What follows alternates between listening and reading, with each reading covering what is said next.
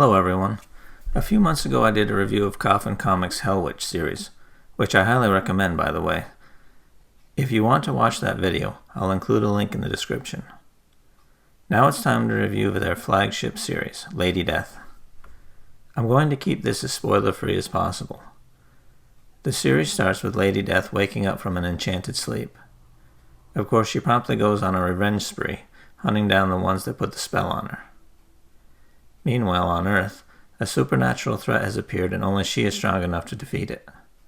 A team is dispatched to Hell to bring her back. After many adventures that include tons of violence and a smattering of sex, she finally ends up back on Earth to take on the threat. I won't spoil the ending, but it's an awesome battle.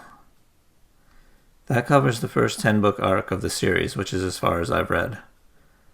I'm very much enjoying the story, and if you're into sexy sword and sorcery, I'm sure you will too. Before we wrap this video up, I want to talk about the actual package the books arrived in, as well as the differences between this series and Hell Witch. First off, my books arrived in perfect condition wrapped in about 5 layers of bubble wrap. It came with a separate bag containing the stretch goal items which, tell you the truth, I couldn't have cared less about. I don't know if there are people out there who are into wooden nickels with comic book characters on them, but I now have 2.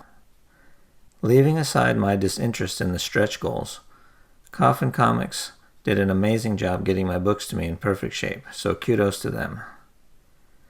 I'll end by saying that Lady Death is probably a strong PG-13 series.